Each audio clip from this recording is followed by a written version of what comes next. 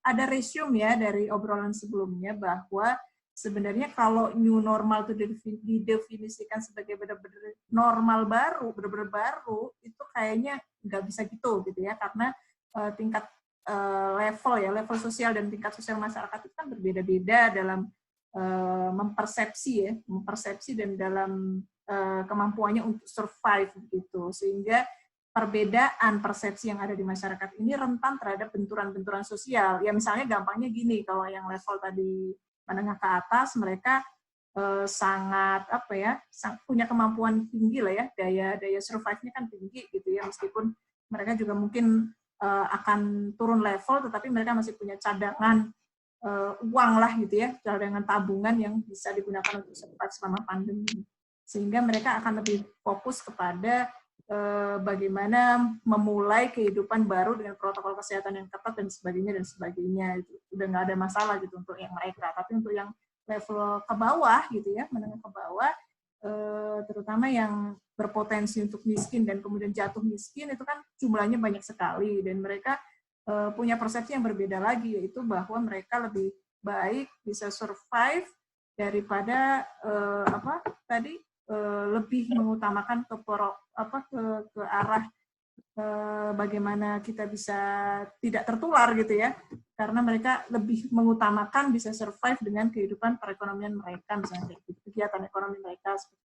Oleh karena itu ada kebijakan-kebijakan harusnya kombinasi dari dua hal itu gitu, maksudnya artinya pelonggaran PSBB itu menjadi satu hal yang tidak perlu dibenturkan dengan sisi aspek kesehatan yang nakes misalnya seperti itu, karena sebenarnya itu salah satu cara untuk menggiatkan kembali roda perekonomian dan membuat masyarakat di bawah ya, golongan bawah itu bisa survive dan optimis dengan kehidupan mereka misalnya seperti itu gitu ya. Itu resume yang tadi sebelumnya. Jadi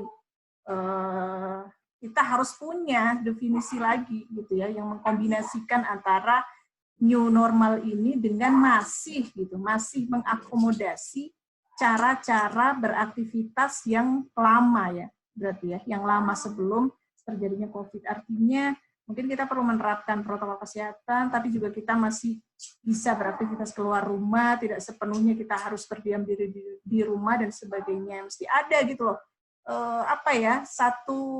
satu langkah baru gitu loh, setelah seruan di rumah aja tuh apa gitu, mungkin boleh keluar asalkan begini gitu. Jadi ada transisi menuju ke sana, mewujudkan kehidupan baru tadi gitu, kehidupan new normal tadi itu bisa diarahkan untuk misalnya slogan di rumah aja itu diubah jadi boleh keluar asal bla bla bla. Dan itu udah mulai membangun sebenarnya kan edukasi publik terhadap berarti boleh toh, asalkan begini gitu. Itu kan sudah lumayan gitu.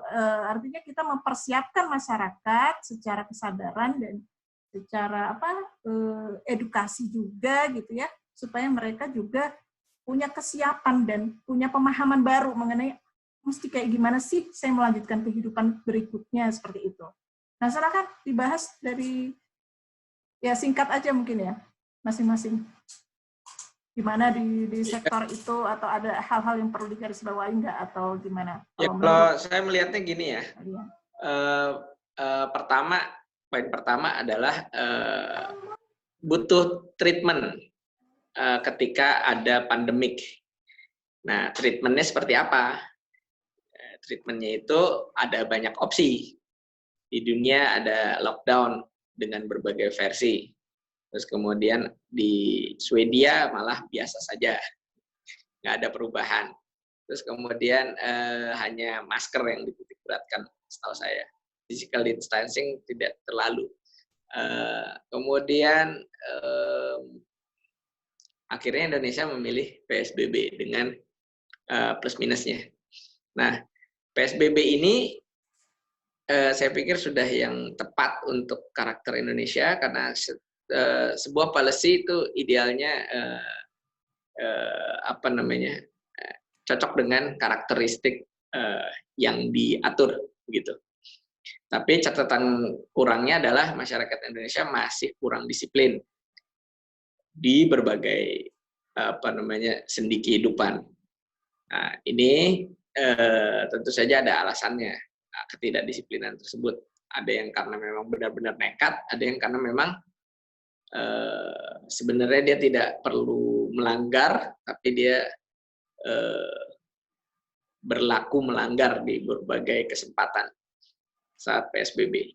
Nah itu poin pertamanya, Indonesia sudah tepat memilih PSBB, tidak terlalu ketat, tidak terlalu isolated, tapi orang masih bisa berkegiatan, yang berhak berkegiatan, yang tidak diutamakan di rumah.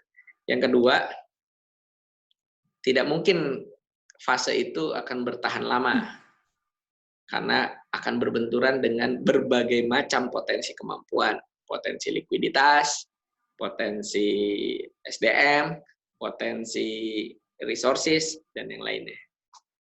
Nah, jadi perlu ada timeline untuk recovery. Nah, ada usulan yang namanya new normal. Maka mari kita sambut new normal dengan tetap mengindahkan protokol COVID-19, protokol kesehatan COVID-19. Tetap physical distancing, terus kemudian hand washing, cuci tangan atau hand sanitizer, terus kemudian ada rajin menggunakan masker dan seterusnya, face shield dan yang lainnya. Nah, jadi kita sambut new normal dengan berbagai konsekuensi, yaitu konsekuensi harus ada perubahan signifikan dari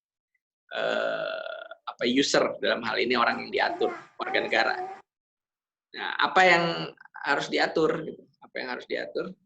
Apa yang harus disesuaikan dari new normal ini? Yaitu tadi, minimal banget protokol kesehatan COVID-19.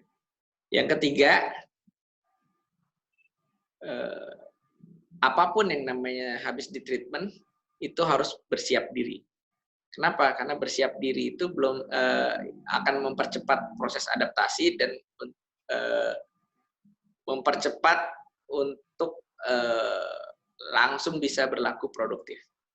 Kenapa? Karena bagi sebagian orang yang WFA udah sekian hari atau sekian bulan di rumah saja dan sebagainya, maka dia perlu melatih kebiasaannya lagi bahwa ketika dia berkantor dengan protokol kesehatan COVID-19 dia harus bagaimana dan sebagainya. Dia butuh persiapan, butuh train, butuh latihan, atau butuh pengetahuan minimal sekali bahwa nanti ketika masuk kantor, bekerja, sekolah dan beribadah, begini loh protokolnya. Oke.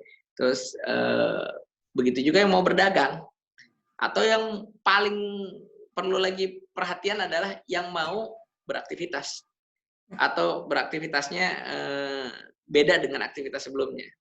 Mohon maaf, misalnya ada yang terkena dirumahkan atau PHK, kemudian di era new normal ini dia ingin mencoba merintis usaha baru, maka dia juga harus melakukan persiapan.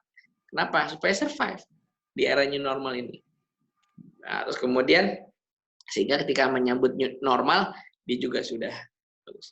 Yang keempat,